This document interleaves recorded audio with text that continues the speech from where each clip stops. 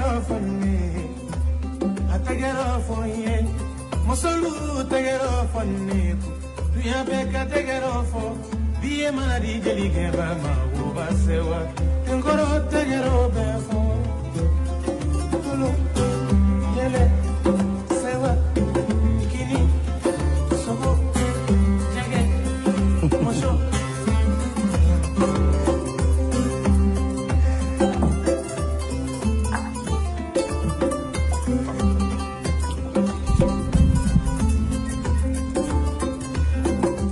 ma ñëw si tu sais temps bi dafa gaaw trop gaañ yi maa ngi leen di nuyu bu baax di leen sant di leen gërëm vraiment diaspora bi ñëpp a ngi jooy je pense qu'il faut que ma am fi waa Allemagne yi parce que li ñuy wax nii dafa daw suma yaram c'est pas sérieux jusqu'à présent nooy jëlee suñu géej gi nga jox ko tubaab yooyu di ñëw napp suñu dëkk di jël suñu affaire ressources yi di ko yóbbu di ñu toroxal yow sa doom yaa ngi foofu si dëkk boobu yow munoo fexe ba imposer tubaab yooyu nga ne leen xool leen gis nga ñu fa nekk noonu day bokk si bind bi jël leen ñooñu xam nga ngeen légaliser leen ñu liggéey si dëkk bi bëriwuñu mais on ne peut pas le faire nos parents nos amis nos sœurs ñu ngi torox dans la diaspora wax naa leen ko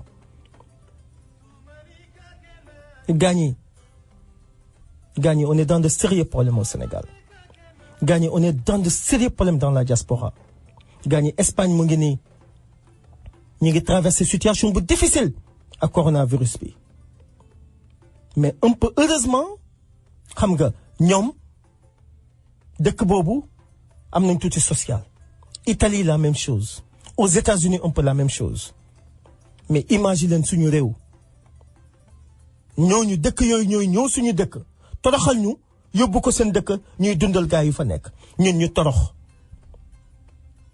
tonton Baye Fall wax na ko fi léegi à cause des visas dafa am solo gaañi on a de sérieux gaañi qu'est-ce qu'il y a quel est le problème entre nous quel est le problème dañ ko waxante ndeysaan wax leen ak suñu kilifa yi yéen ñu may déglu ngeen jege kilifa yi ne leen nañu jóg taxaw seen doom yi ak seen taalibe yi sëñ Mansour sëñ xalif général des Mourides Ndiassane Darou Moukhty xam nga partout nañu waxante dëgg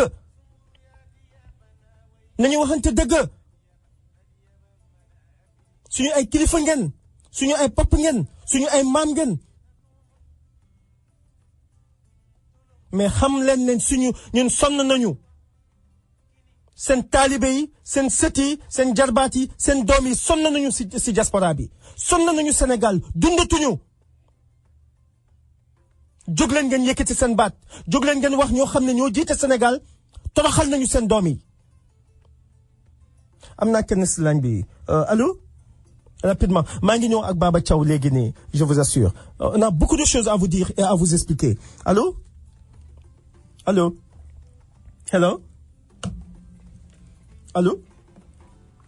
je pense qu'on a quelqu'un là allô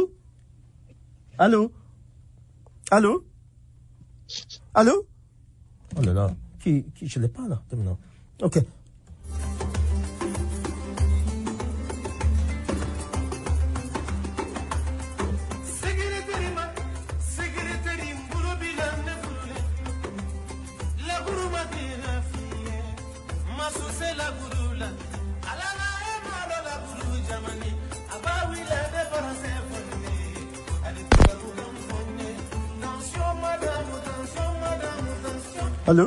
Allô Oui, Malick. Oui. Kooka la. Oui, ça va kooka la dégguma la bu baax. Baba Diaw da nga def depuis. waaye nii namm naa la. yaa ngi woote depuis fële la nu mu tudd.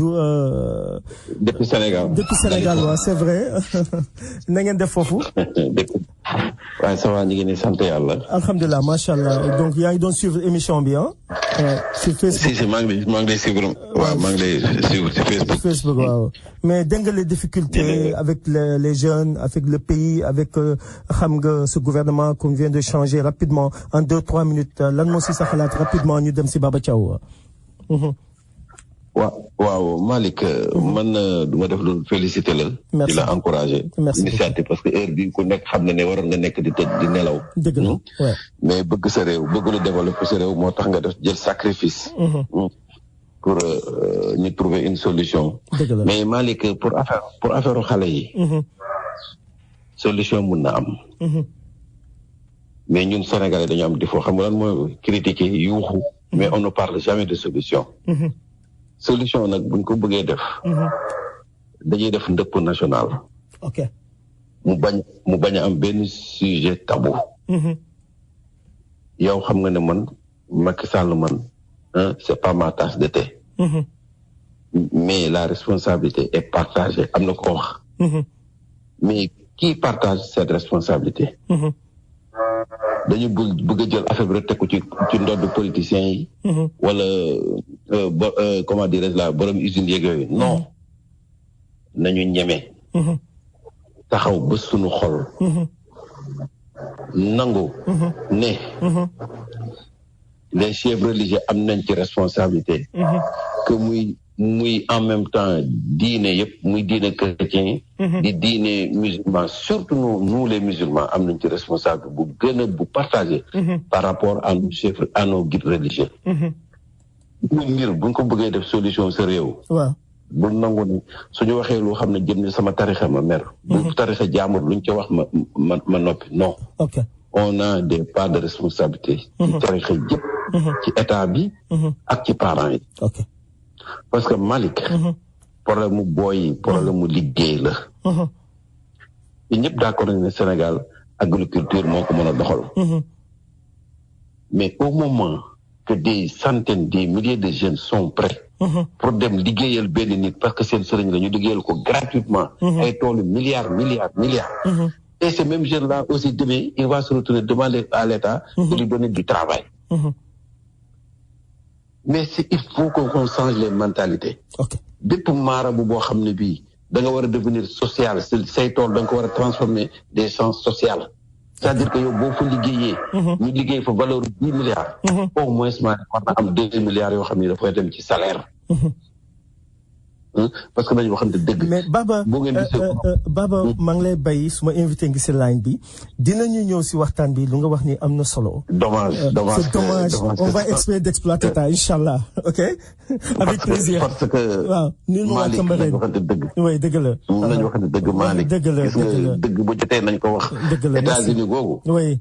doo fa gis labbe buy liggéeyloo ay nit gratuitement. dëgg la mais liggéey bi état rek boo ko war a joxe. man sax war naa liggéeyloo sama doom fay ko. mais nañ taxaw ñu nangoo waxante dëgg. c'est dommage que. c'est dommage on va y revenir inchallah. merci beaucoup Baba merci beaucoup. on va trouver des solutions inchallah loolu moo tax ñu nekk fii. on va en parler inchallah. merci c'est dommage ok merci beaucoup merci jaajëf waay.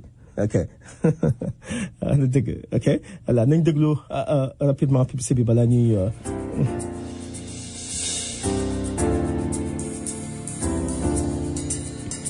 groupe Senclé ñoo leen di jàppale ngeen am kër wala terrain si lu gaaw te wóor. Cité de la diaspora, cité de la diaspora, cité de la diaspora, cité de la diaspora. Je suis parti il y a très longtemps. Toute la famille n'attend que moi.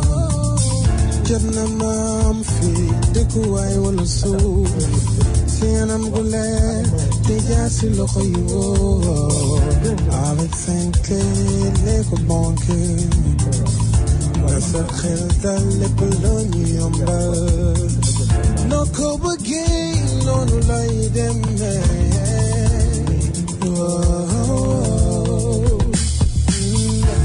Cité de la diaspora, cité de la diaspora, Touba, c'était de la diaspora. Ila Touba, c'était de la diaspora.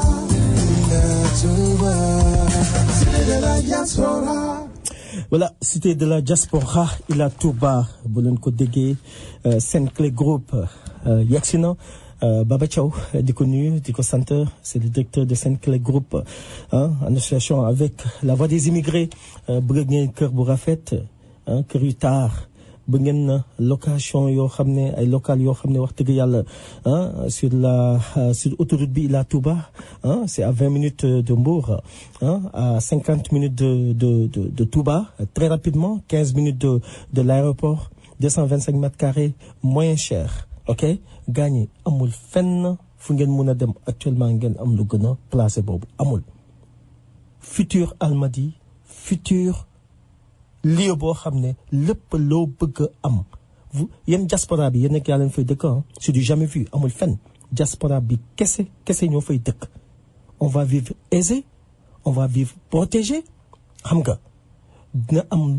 commodité yoo xam ne rek des déplacements et tout vous serez choyés approchez-vous de Senclé Group 77 727 12 35 77 727 12 35 très intéressant Baba maa ngi lay nuyu sa xarit Baye Fall Mboup mu ngi si ligne bi rapidement xam am na lu mu bëgg a wax rapidement allo Baye Fall Mboup yaa ngi ak sa xarit Baba Thiaw.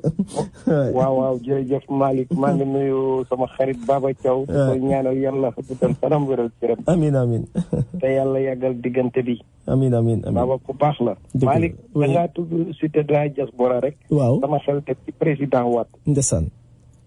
bi mu mujjee Touba te yóbbu projet boobu nga xam ne ndeysaan dafa jóg amoon yéene ci Sénégal. ak jëm mu ne sëriñ bi. projet yi ngi nii boo xam ne. li commencé ci Ila Touba bi ba nga egg Fuuta. lépp àll boobu bëgg naa ko def muy ay tool yoo xam ne dañ koy bay noor ak nawet. jox ma ndigal rek projet bi pare na xaalis baa ngi nii. lépp pare na. Karim lañ ko jox. pour mu war koo dimbalee Afrique te nee na Sénégal gii la koy njëkkee rawatina Touba. jaajëf la mu wax ak sëriñ bi. lu leer naññ la. dinañ indi ay oto yoo xam ne. dinañ liggéey mbalit mi. lu projet bi bari na Malick. temps bi dafa gàtt waaye mënu ma ko développer. xam naa dinañ ko def incha allah prochainement. waaw léegi la ko sëriñ bi wax mooy lan. waaw baax na dégg nañ la nan waxtaan. ak ñi nga xam ne ñoo ma wër. te it looloo war kilifa. waaye boobu ba léegi Malick. kenn waxaatu ci. te itam projet boobu nekk na projet boo xam ne. bu ñu ko defoon tey jii. mbënn mi xale yii di dem ci géej gi dina wàññi ko daf ko ne rek jox ma ndaw yi. léegi waa kii Touba si kanam nañ dem toog ak Ablaye Wade c'est un bon projet. parce que ñoom ñoo nekk côté boobu jox ma ndaw yi rek jox ma ndigal donc ma bay la sa xarit bi ngi si ligne bi jàppale Ablaye Wade. ma jël liggéey bépp teg ko ci seen loxo. ñu liggéey noor ak nawet. merci beaucoup merci jërëjëf Baye Fall jaaraama président Abdoulaye Wade merci Baba ñu ngi lay nuyu xam naa jël nañ tuuti si sa temps bi mais écoute émission bi moo demee noonu tey ñu ngi lay sant bu baax di la gërëm Baba Thiaw allo. macha allah Malick noonu la. allo oui. oui ñu ngi lay dégg di la jaajëfal. voilà noonu la Malick noonu la xam nga la voix des immigrés ni ñu ko waxee. ñun li ñu tax a jóg du suñuy kàddu. mais kàddu ñi nekk ci diaspora bi la. c'est ça. donc lépp loo xamante ni ñu ngi ko ciy wax rek. nay doon loo xamante ni luy jëriñ diaspora bi la te je pense que mooy li ñuy def. di jël su ma nuyoo di ko jox ko ku di Baye Fall Mboup. ku dëggu. ku déterminé ku bëgg du ma wax sax Sénégal mais ku bëgg Afrique. te loolu yaakaar naa mooy li nga xamante ni moom la ñuy séentu ci doomu aadama. maanaam d'abord bëgg fi nga bokk. bëgg ñi nga bokkal. bëgg li nga xamante ni mooy njariñ yi ñëpp. di profité ci occasion bi donc di ziar auditeur u la voix des immigrés. yëpp ci àjjuma ji di leen ñaanal cendalu jàmm maa jërëjëf Baba ñu ngi lay sant di la gërëm Assane Djigo léegi la fi jógee émission bu am solo wax dëgg yàlla intervention yu am solo aussi vraiment man j'ai perdu un peu la tête parce que lu bëgg Sénégal dafa doy waar Baba dama bëgg ñu ñëw rapidement ñu dugg ci sujet bi parce que dafa am importance dafa am solo gis nga ndaw yi ok gis nga lu xew Sénégal dinañ ñëw si ñaar ba ñetti étape yoo xam ne je pense que loolu yëpp mosoon nañ ko fi développer tegal ko Sénégalais yi mais je pense que aussi ñoom ils n'ont pas tort parce que amuñu leader wax dëgg yàlla tey ñu leen mën a taxaw ok gëm leen bëgg leen jiital leen pour que ñu defar Sénégal le président Macky Sall énième fois mu ngi nii Baba muy ne dinañu créer ay commission pour defar ay l'emploi on va créer des travail ay énième laa la wax énième ci conseil des ministres mais Baba loolu lu muy prononcer chaque fois wax na fi DER wax na fi xaw ma je ne sais pas FONGIP lu nekk wax na ko fi nee na on va créer de l'emploi pour la jeunesse énième bu mu def encore une fois ok ci conseil des ministres bi nga baal ma terme bi dafa yàpp sénégalais yi wala sénégalais yi ñoo amul xaw ma bëgguma mu ñaaw parce que am na ñu ñuy déglu wala quel est le problème Baba fii mën nañ ko expliquer sénégalais yi quel est le problème pourquoi Macky Sall se comporte comme ça envers les sénégalais di wax des tons dinaa def li te jamais ñu gis ko c'est dû à quoi.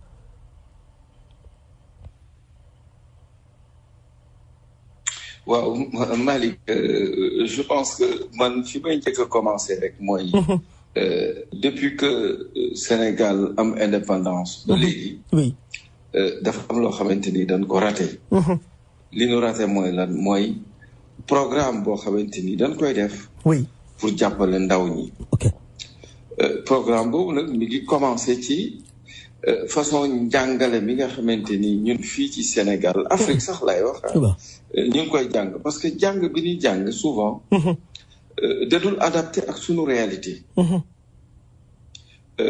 am réew surtout ab dëkk bu mel ni Afrique dafa am leneen lu ñu soxla loo xamante ni moom lañu war a tàggate suñuy ndaw parce que Afrique lépp luy ressource boo xamante ni rek occidentaux yi soxla nañ ko ngir doxal seeni entreprise ngir doxal seen industrie mais ressources yooyu Afrique fii lañ koy jëlee c'est ça jamono yële ci ginnaaw yaa ngi doon dégg kii di Gambie dagg ay garab fii ci Sénégal ci àllu Casamance boobu yóbbu ko di ko jaay ay garab bi ko estimé valeur bi c'était des milliards des centaines de milliards billahi tu as raison mais soo seetloo oui loolu noonu garab yooyu lan lañ koy doyee Malick am na tey jii mobilier yu bëri yoo xamante ni mi ngi jóge Europe ñu koy indi di ko jaay Sénégal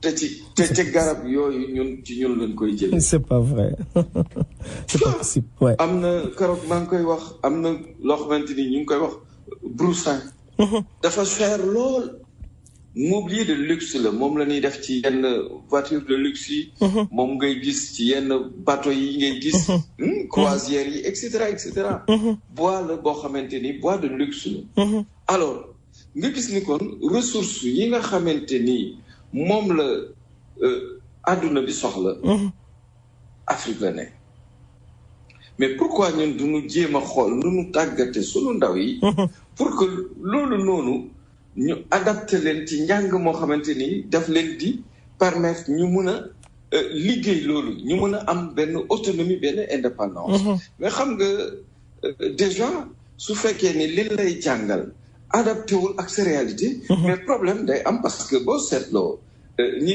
ñuy jàng bu dee ni dëgg rek la ñuy wax lu ci bëri amalul njariñ fi Afrique toll li ñu war a gën a soxla mooy lan tàggat ay fajkat yu bëri ba bu nu feebaree di mën a faj suñu bopp li ñu soxla mooy tàggat ñoo xamante nii dinañ fexe ba lépp lu jëm ci mbirum mbay ci mbirum càmm ci mbirum transformation donc de produit ñu tàggat ci ay ndaw ci lu mel noonu parce que soo nee mbay tey jii li ci toftal mooy lan l'industrialisation et je pense que déjà man référence bi may jël parce que nag tat ñi soo bëggee baax àndal ak ku baax bu yàggee rek di nga baax mais boo bëggee bon aussi àndal ak ku bon bu yàggee di nga bon comme ñun nag dañu bëgg a développer wax dëgg yàlla ki nu war a mën a roy mooy ki nga xamante ni ci àdduna bi mooy référence au niveau mondial et c'est les États-Unis boo xoolee États-Unis yàggul dara ban façon dëkk la woon dëkk boo xamante ni Europe raw na ko lu yàgg. Europe raw na les États-Unis bu yàgg. wax naa ko fii benn jour ma ni États-Unis nit ñi dañuy fàtte ni. souvent que France moo leen libéré. France ci boppam. bi ñu coloniser donc les États-Unis mais France moo ñëw libéré ko. et li ci gën a grave dafa jël alal ju bari. may ko jëlaat alal ju bari lebal ko. loolu moo waral boo jëlee ville bu mel ni Washington. da ngay gis similitude yi mu am ak ville bi di Paris. même architecte bi moo ko defar mi ngi tudd Charles l'Enfant. xoolal tey jii fi États-Unis toll. lan moo leen ko may dañu ñëw jël ay doomu aadama muy période bi ñuy def donc traite négrière. jël leen fexe ba yokk li nga xamante ni moom moo leen doon war a mën a dunde muy mbay mi. ñuy bay mbay mu am solo. di bay ci lu bëri nag muy coton muy arachide muy café muy et cetera. mais mbay moomu li ñu war a bàyyi xel mooy li ngay bay il faut nga supparñi ko mu nekk lan. su ko defee day jur lan day jur nga samp ay usines. parce que coton bi ngay bay. ci misaal. mais il faut nga defar usine boo xamante ni day jël coton bi defar ko mu nekk laine. c'est ça. beneen usine bi defar ko mu nekk wëñ. oui c'est ça beneen usine def ko tissu mu nekk tissu. beneen usine bi defar ko mu di ko teinture. beneen usine bi di ko dagg di ko ñaw di excité donc vous avez vu. chaîne la. oui donc nga gis ni kon l'agriculture moom mooy moteur de développement. bépp réew boo xamante ni bëgg nga samp. te joxoo cër bi nga xamante ni moom la agriculture yellool doo dem fenn. moi je pense que dëkk bu mel ni Asie exemple la ci. les asiatiques vous avez vu. tey jii chinois yi. chantier yi ñu am fii ci Afrique. ci wetu chantier bi. dinañu jël lopin de terre boo xamante ni. du mat dara. benn 5 mètres carrés lay doon. ñu fay béy lu ñu lekk. dundee fa lañ koy béyee. parce que il maîtrise l'agriculture. moi je pense que loolu lañ war a bàyyi xel. depuis indépendance ba léegi. njàngale mi nga xamante ni teg nañ ko di ci samp di ci tàggat suñuy ndaw. moom moo baaxul d'abord. loolu lañ war a njëkk a corriger. alors tey boo xoolee kii di le président Abdoulaye Wade parce que li njëkkewul tey. Abdou Diouf raté na ko. le président Wade il a utilisé donc combien de ministres de jeunesse. boo xoolee y avait Modou Diagne Fada. Aliou Sow. ba ki ci mujjoon nga fàttaliku ni kii la Keïta. Mamadou Lamine Keïta. vous avez vu comment il a raté donc son programme. le président Wade dafa obligé moom ci boppam. di jël affaire yi en main di ko gérer boppam ndax la. li nga xamante ni moom la bëggoon. samp ko ngir ndaw ñi mën ci am loo xamante ni dinañu suturlu. lu ci bëri dañ ko rete donc da ngay gis ni programme la yoo xamante ni day ñëw mais duñ ci jàngat ci lu weesu. je pense que tey wax kese. ni dinañu samp loo xamante ni ndaw ñi dinañu am liggéey. du loolu mooy solo si mooy Malick nanu xool lan mooy levier de développement. ñu taxaw ci te levier de développement mënut a weesu lii di càmm ak mbay Mali. mais voilà c'est ça donc bëgg nga wax ne actuellement tout ce que Macky Sall avait mis sur pied pour que aujourd'hui ñu mën a dimbali kii dafa échoué. il n'avait pas des absolument il dafa échoué te il va encore échouer parce que tegul loo xam ne tey xale yi dinañ si gis seen bopp. mais tout à fait parce que aussi tam lenn la bu fekkee ni ñun dafa am benn particularité bu ñu am mooy lan nous avons une population très jeune te loolu nag du Sénégal kese. kooku c'est l'Afrique dans sa globalité. ñun yàlla dafa def sunu population ndaw ñi ñoo ëpp jigéen ñi ñoo ëpp. waaw mais ndaw ñi ñoo ëpp te ndaw ñi tàggatoo leen tàggat bi tax ñuy wax. ndaw ñi créé condition yow parce que yow wax naa ko keroog état mun sa jox ñëpp liggéey. donc li koy arrangé mooy mu fexe ba tàggat ay ndawam ci loo xamante ni.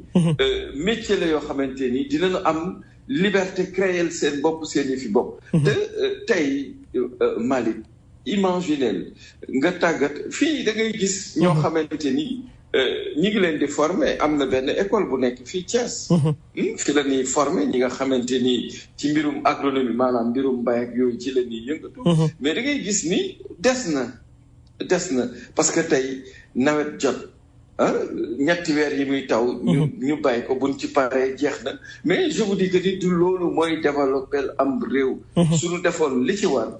les grandes villes fu mel ni Dakar. ak yenn métropole yi. moi je pense que ndaw ya fa nekk di marchand ambulant duñ fa nekk di marchand ambulant parce que daf leen di leer ni suñu toogee seeni dëkk.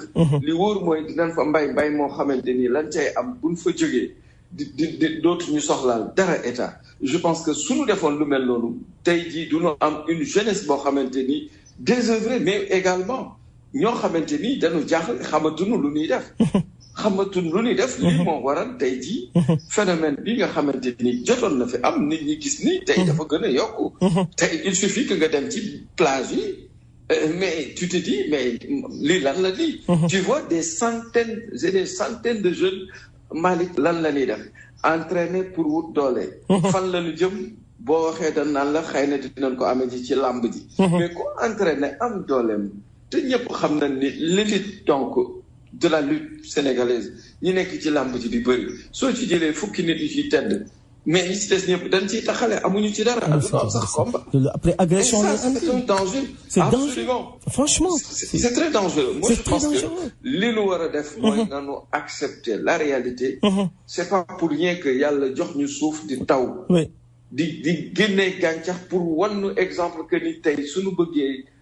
alors samp am réew il faut ñu jaare ko fii parce que dund d'abord booy li nga xamante ni c'est fondamental et c'est capital te mooy moteur du développement.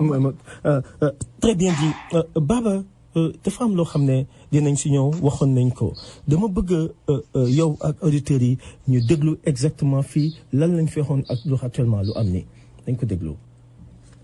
léegi environnement bi ñu ngi dem si géej offshore bi. di jëli bëgg a gën a extraire pétrole bi foofu. am nañu jën war nañu napp am nañu ay nappkat environnement bi ainsi de suite.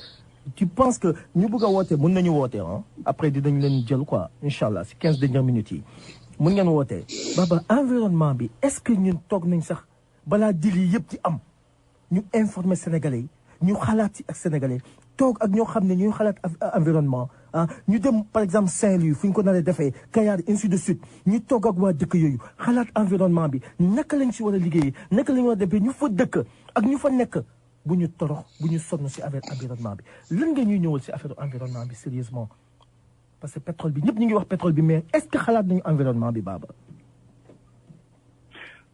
Malick wax nga lu ama solo loo xamante ni conséquences yi mu mën a am.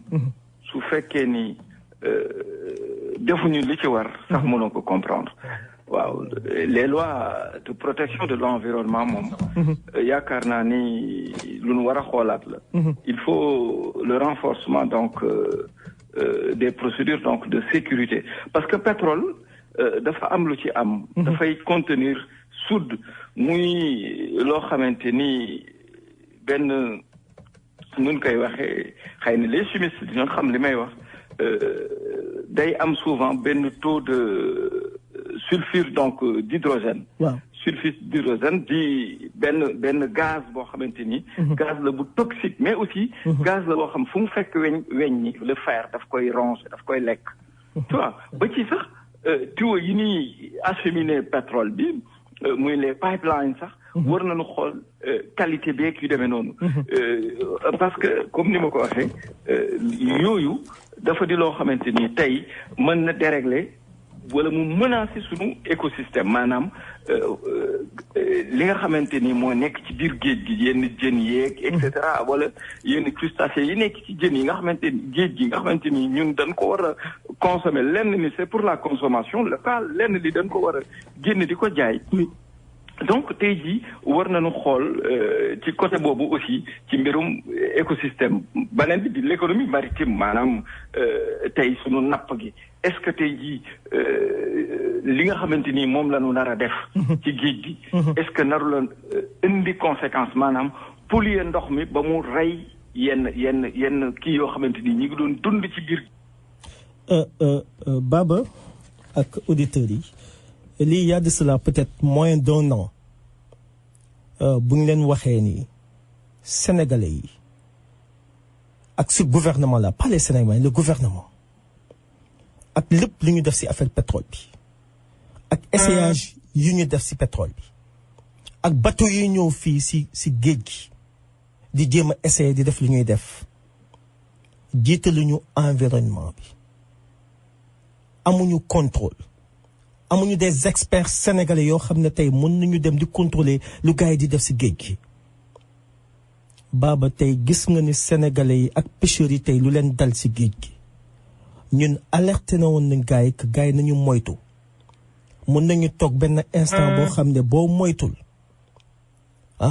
pêcheurs yi ak sénégalais yi ak jën yoo xam ne tey dañu waroon dañuy nen dinañu dem ba nga xam ne tey dañuy toog duñu am jën bu ñu lekk mën nañu am sax jën yi ñu empoisonné leen donc loolu bu ñu demee ba benn instant loolu daf ñuy dal te dinañu feebar dinañu am problème Baba lii ñu ngi ko waxoon y a presque plus tuuti 1 an ou moins d'1 an Baba situation boobu la ñu toll nii tey amuñu jën gaa yaa ngi feebar xamuñu lan mooy toxique xamuñu lan moo nekk ci géej gi te dañuy ne ñu ngi exploiter pétrole bi ñu ngi def ay essayage bateau yaa ngi ñëw di def lu ñuy def kenn xamul lan la mais Baba nañ ci ñëwaat c'est important pour informer les Sénégalais que géeju Sénégal bi du géej bu baax actuellement te avertir nañ leen ne bu Sénégalais yi jëlul seen matuwaay ñun ñëpp dinañu nekk ci problème te ci moom la ñu nekk nii.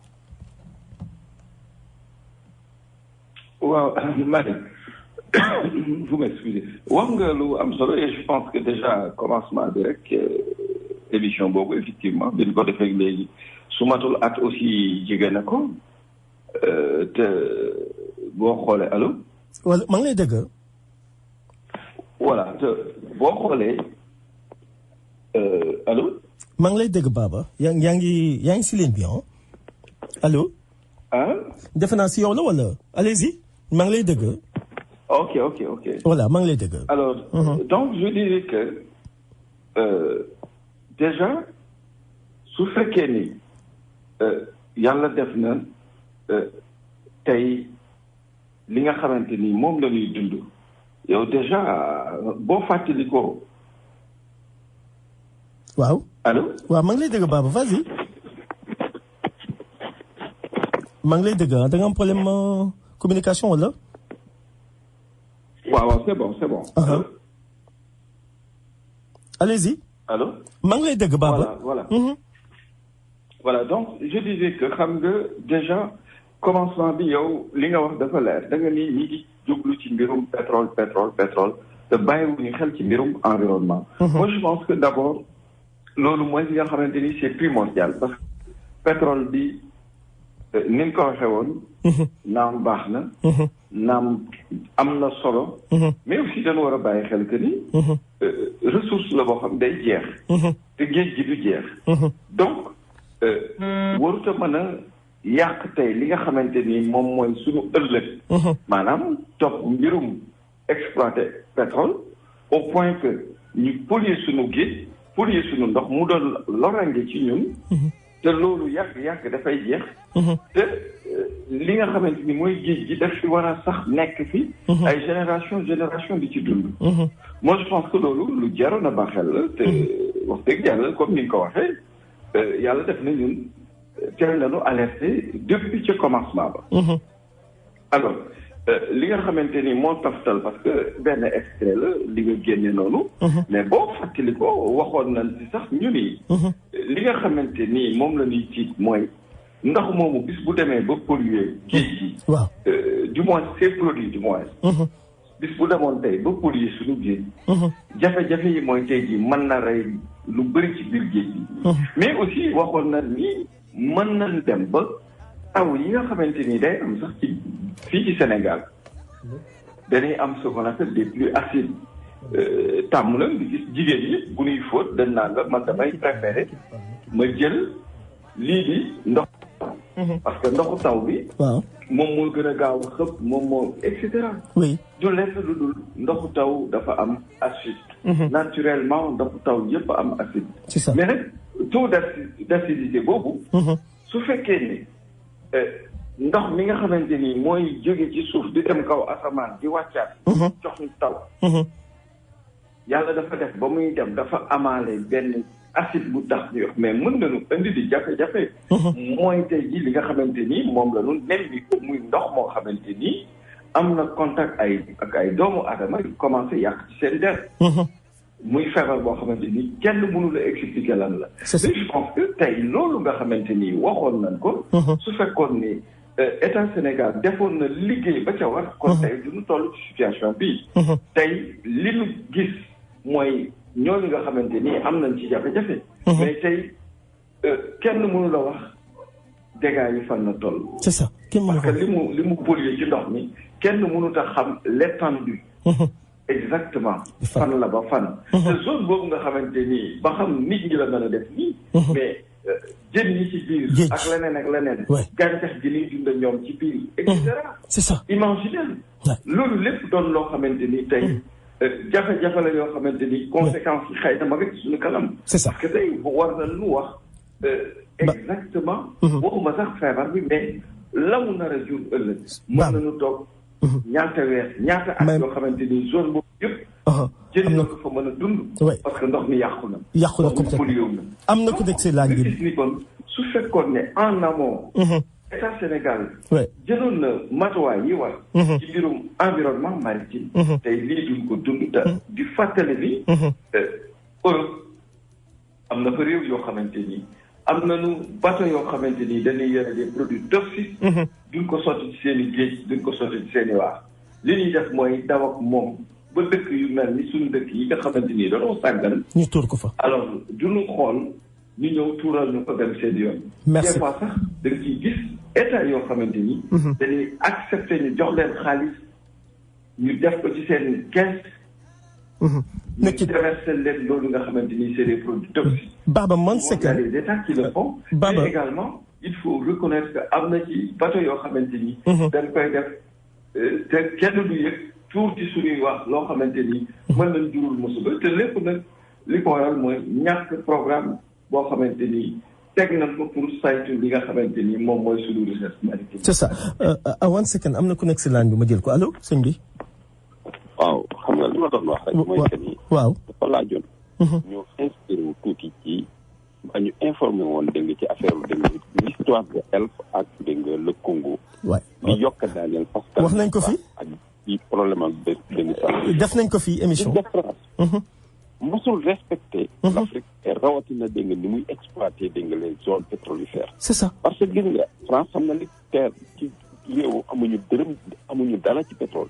te fi mu nekk tey lañ boo xam ni puissance lañ boo xam ne mi ngi jaay pétrole fépp ci monde bi mais il ne respecte nord. respecté wul tamit Afrique dolli. waaw. bon te soo seetee par exemple dégg nga. même affaire kii yi waroon na fekk Sénégal près dégg nga ba am dégg nga ay matière ay genre bateau. système de surveillance. c'est ça même li muy pompé. dégg nga est-ce que mën nañoo am benn façon benn système bu ñu mën a kii vérifier fiablement chiffres yi France di jox. parce que la France a toujours triché. def nañ si émission. ndax Sénégal dégg nga. xoolal rek. Macky Sall li gën a ñaaw gis nga Malick. oui. dama bëgg nga xam ni da nga war nga def émission spéciale ci luy ndey sax da nga ñuy jox ndoxu Sénégal da nga ñu koy jox France. ban pays ci monde bi nga gis ko mu jox ndoxam dégg nga di ko jox ay beneen pays. amul mais Dakar est en danger dégg nga Dakar c'est une bombe. bombe la dëgg la dëgg la dan la Sénégal di toogee Dakar di toog. bi ñu ko joxee kii ba léegi. SONES mais SONES bi ñu koy créé boobu Macky Sall judduwul bàllu tuuti la. mais ba léegi dañ ñu toog rek Sénégal mënuñu sax am ndox mu ñu naan à Dakar mais li problème yi am foofu nit ñi toog dañ nga mel ni. yëguñu la xew. merci beaucoup. yooyu yëpp da léegi. merci beaucoup dinañ si yow incha allah. merci xaaral ma jël beneen gaañ fii merci grand merci beaucoup allo sëñ bi allo. allo Malick. oui. na nga def waay. maa ngi fi rek alhamdulilah. ça va. bien merci.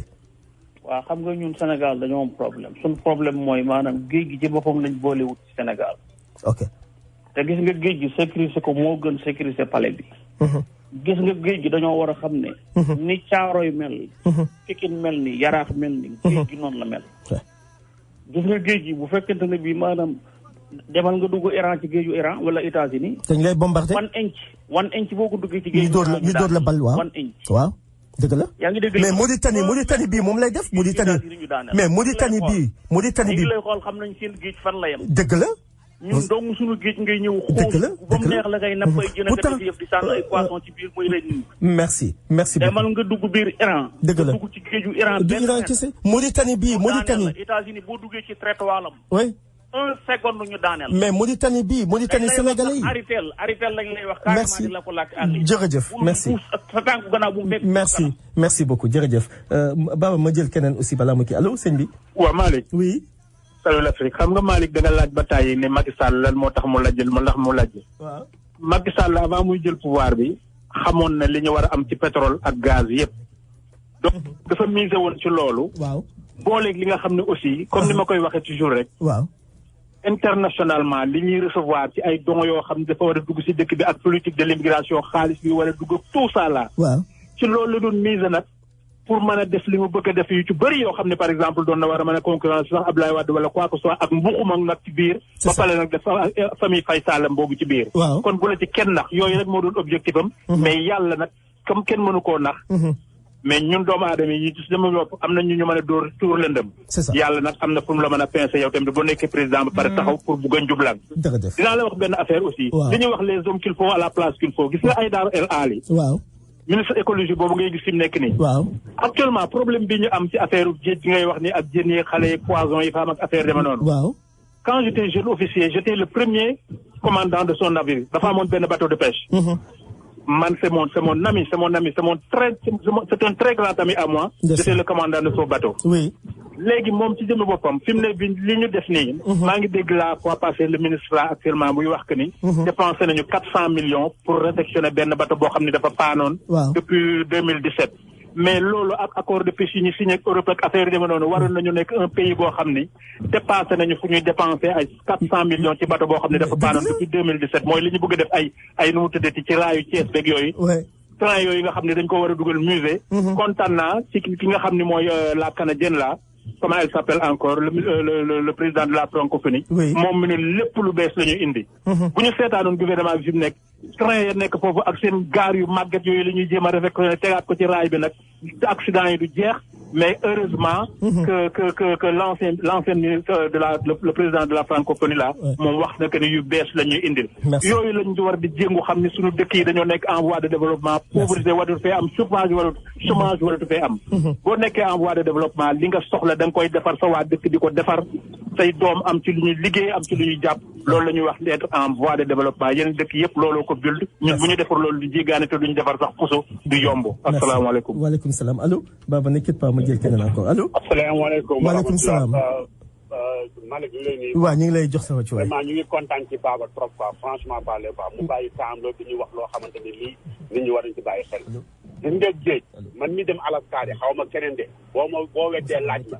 li ñuy sécuriser géej boobu même ne ko boo ko sànnee da ngay fay $200 amende waaw pour nga xam ne gars yi ñu sécuriser géej boobu quoi man dem naa Alaska dem naa ko 5 months ko donc xam naa li ci njëriñu jën ak li ci njëriñu géej ak li ci njëriñu pour nga sécuriser géej gi pour ba nga xamante ni fu mu nekk nii beneen doomu aadama di ñëw di def lu leen nekk ci géej gi def naa ne Macky Sall nag moom ci boppam moo waroon dem Alaska def fa 5 mais moom géologue la moom defe naa yooyu la jàng sax affaire géologie ak géologue yooyu franchement amul njëriñ lu mu jàngoon amul njëriñ parce que mu ngi fooy suñu alal di fooy suñuy géej xoolal tey moom ci nguuram ci la mbas mi ñëw ci ñiy dee ci géej bi ci la kilifa yëpp yu bëri dee moom daal jiguñu daal na dem merci am na keneen si ligne bi allo merci allo waaw Malick waaw Moustapha waaw man bëgguma woon des rob Baba sax vraiment suy wax dama koy bàyyi dama koy wax mais dama bëgg a def rek naa des bu ndaw Baba gën gis nga réew Afrique bari na problème fi mu ne tubaab bi boo déglu François Diol ñoom ñu ngi wax ni léegi fi mu ne pandémique bi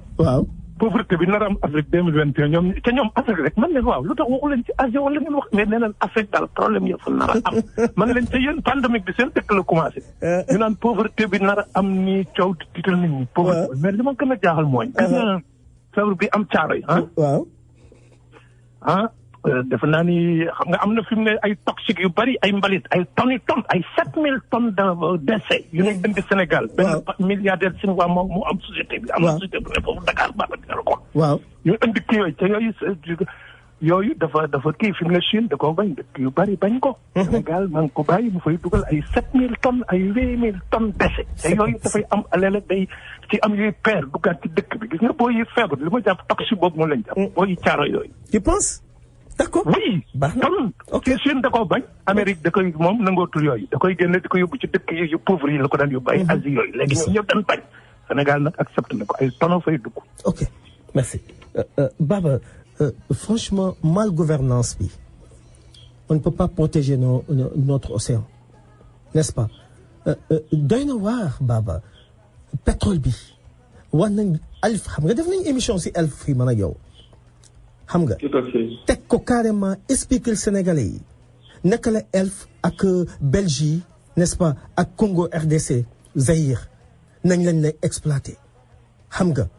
Congolais le président ak ñooñu kenn amu ci expérience du ñu xam ñaata la ñu pompé du ñu xam lan la ñuy sànni ci géej gi du ñu xam comment xam nga sécuriser nos ports et consorts yooyu mais Sénégal ci situation boobu la toll ku la ne ñoom bu ñuy dem ak seen bateau yi même les bateaux qui vont pêcher est-ce que duñu àndaale déchet xam nga ñi koy verser dem seen yoon jëlaale seen jën yóbbu ko Baba yow ci yow sa xalaat tey lan moo war a nekk priorité Macky Sall bu gisee feebar bi lan moo war a nekk priorité. waaw mais mooy li nga teg mooy extrait émission boobu ñu defoon. xam nga ñun certes c'est une radio.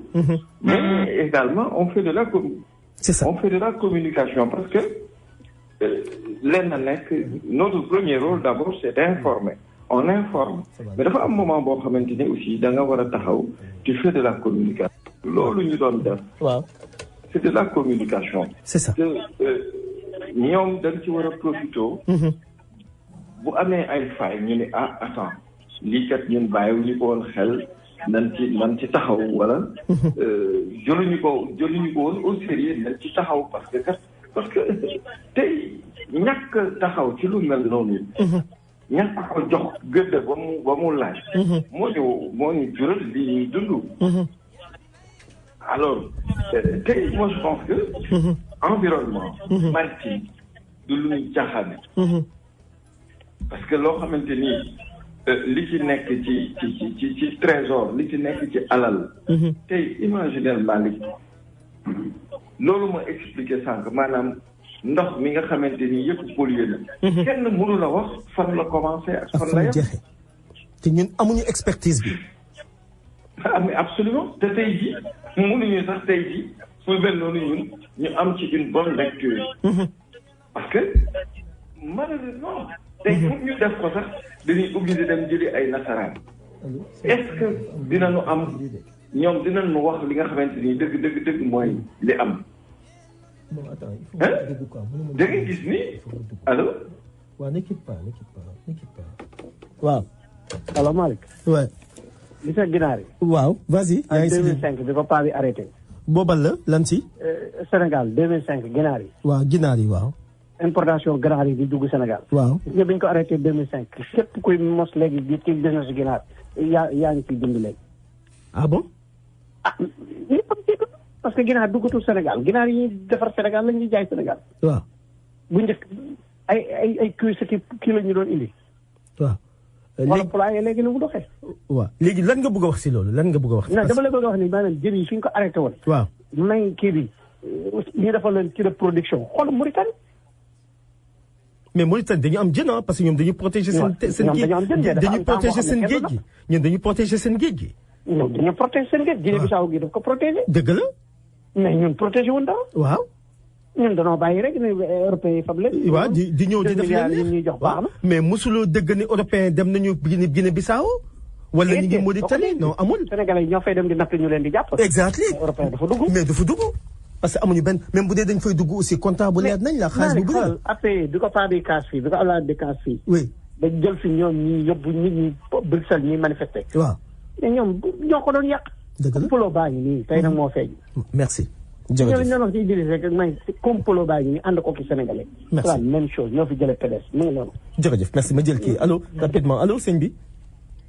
allo mais Malick xam nga dafa am benn affaire boo xam ne bu ngeen ci posé wu question. muy xoolal institut Pasteur bi ñuy jox muy def analyse lu nekk ba ci même corona bi. waaw te pourtant Mboup mi nga xam ne c'est un savant boo xam ni mondialement reconnu.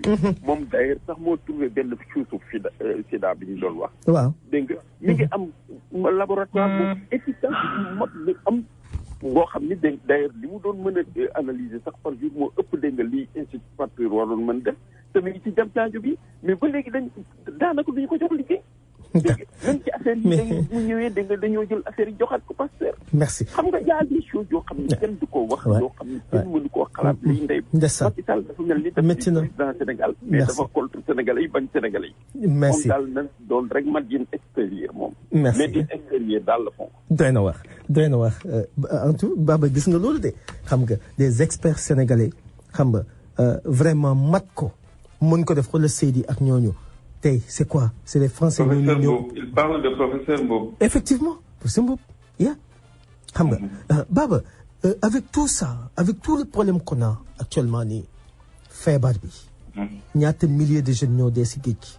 on a un problème de manger au Sénégal on a un problème de Covid au Sénégal xam nga ñu ñuy andil théâtre politique bi mais Baba théâtre politique bi lan mooy conséquence am actuellement nii si situation bu ñu toll nii. donc déjà boo xoolee xam nga phénomène bi am. Sénégal. oui. dafa doy pour ñu xam. li nga xamante ni moom moo am. ok li am mooy dañu nekk xam nga daan nga tàmm di wax naan. Sénégal dina këpp. c'est ça gars yi di loolu. waaw. mais il faut reconnaître que ni. suñ ca jëm buñ ca neewul itam. ak nii mu demee ni ca la nar a jëm. parce que soo demee ba am réew. ndaw yi war a tabax sa réew. kenn bëggatul dara ci réew mi ñoom ñëpp ñi ci dee ci géej gi. mais kut ko kut dañ ni nan génn dëkk bi dem. mais kooku nan waxante dëgg. njiitum réew mu loolu tiitalul man xawma lan moo lay tiital. parce que suñu demee ba jeunesse bi les bras valides. di génn di dem. ça veut dire que la situation est critique. critique au point que lenn rek moo fi des mooy bañ a def politique politicienne. nga indi loo xamante ni day saafara li nga xamante ni moom moo taxoon ñu teg la fi. te tey je vous dis une chose dafa am loo xamante ni bàyyiwuñu ko xel ci phénomène migratoire bi nga xamante ni xale yi jël nañu ko. mooy Europe dafa am lim bu takkoo boo xamante ni dañoo gaañ. ok te ndaw Afrique yi. ñoom fi ne nii boo gisee ñu bëgg a forcer coûte que coûte malgré am na ñuy dee mais ñu ngi forcer pour dem. waaw xam nga lan moo tax. non. parce que dañ ni comme Europe am na ñu bëri ñu dee. y aura assez de place. y aura assez de travail. de possibilités pour ñu mën a am liggéey.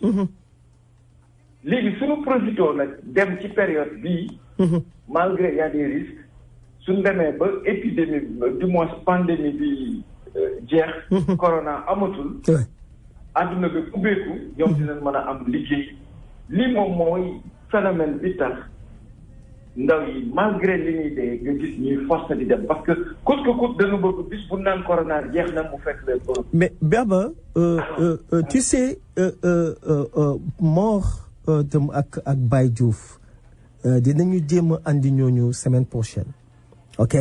parce que ñooñu ils sont mieux placés pour wax nañ leen ko combien de fois ñi Baye Diouf bu nekk Italie qu'est-ce que je n'a dit si affaire du liggéey bi kayit yi ñu doon maye y en a plus dafa am ni ñu koy defee xam nga Baye kii l'autre la mort Momar en Espagne qu'est-ce qu'il nous a pas dit ban information lañ fi joxul nit ñi lu ñu leen wax ni c'est pas l'appel ñuy dem amatul dara yaakaaruñu fa dara am nañ fa ay frères am nañ fa ay copains ñoo xam ne ñu ngi Espagne tey ñaata yoon lañ leen jël fii laa la wax la voix des immigrés di expliquer les gens que foofu amatul dara dinañ si ñëw incha allah mais le cas Idrissa Seck ak le cas Macky Sall ban impact la am si situation bu ñuy def nii. ci situation carabinée bu ñu nekk nii te mënuñ si génn feebar bi ak yooyu parce que gis nañ ba journalistes yi seen bopp tey seen une bi duñ ko dox waxtaanee entre Macky Sall Mimi Touré avec le président yooyu daal ñoo nekk à la une te nga xam ne tey Sénégal est en train de plaider ses deuils Sénégal aujourd'hui est en train de plaider ses malades ok on a des journalistes yoo xam ne tey wax dëgg yàlla ok vraiment dafa ruslu ak beneen affaire boo xam ne peut-être on devait le dire ça mooy c'est-à-dire que quand Iba Der mu génn àdduna ñu war a def deuil président Macky Sall jour bu ñu suuree Iba Der jour boobu la def remaniement ministériel xam nga c'est-à-dire que loolu yëpp boo ko combiné nga xam ne on a un problème de leadership au Sénégal on a un problème moral au Sénégal xam nga donc vraiment ce que ces deux-là sont en train de faire actuellement ak situation bu ñu toll nii je pense que sénégalais yi war nañ si jël leçon ak yow wax dëgg yàlla bëgg naa nga wax si dara. waaw très rapidement li ma mën a wax xam nga comme temps bi jeex na. c'est ça il nous reste à peu près 2 minutes. voilà donc temps bi jeex na donc je sais que ni duñ ci mën a développer. prochainement dinañu ñëw pour gën a parce que aussi dafa am lu am. mooy il faut nit ñi xam dëgg. Idrissa Seck d'abord. personne Idrissa Seck. il faut ñu expliquer nit ñi ba nu gën ko xam. mais également il faut ñu expliquer nit ñi relation bi dox ci diggante Idrissa Seck ak Macky Sall. il faut ñu expliquer nit ñi bu ko defee ci la ñuy gën a mën a xam taxawaay bi nga xamante ni ku ci ne war nga ko am. moom déjà je pense que ku ni woon lii de ci sama dund. dootuma koo xamante ni dañ may nommé par décret. moom moo ko waxoon. lu ñuy lépp lu poste bu may occupé ci rek day doon loo xamante ni askan wi ñoo may tànn teg. alors suñu demee ba lu mel ni conseil économique et social moi je pense que déjà moi je ne vois même pas l'utilité donc tey wax dëgg yàlla. amul benn njariñ boo xamante ni yow lan nga gis loo xamante ni conseil économique social def na ko lan ci lan. lan lay développer au Sénégal lan. Merci. Baba, 20 secondes moo ñu dese. Je pense qu'on va en revenir. Thank you. Thank you. Okay, on va en revenir. Merci beaucoup jërëjëf di sant ñëpp di gërëm ñëpp. Ok. Semaine prochaine, Inch'Allah.